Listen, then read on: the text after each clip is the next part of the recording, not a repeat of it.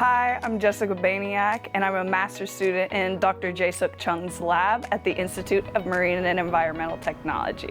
I work for the University of Maryland, Baltimore County in the Marine, Estuarian, and Environmental Science program.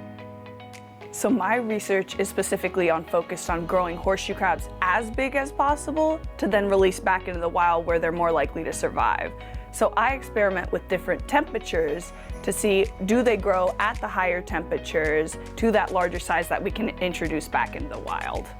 So horseshoe crabs are arthropods. That means they're actually closer related to spiders than they are crabs. And as they grow, they go through these things called instar stages, also known as shedding their exoskeleton, like what you would see in insects or other creatures like that. So what you're seeing now are some of the different sizes of instars that were grown in the lab.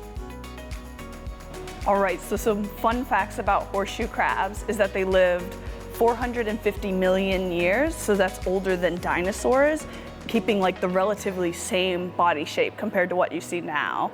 They have about 3 body sections, the head, the middle, and the tail, which their tail is actually called a telson, and it helps flip them right back if they get pushed over by the waves.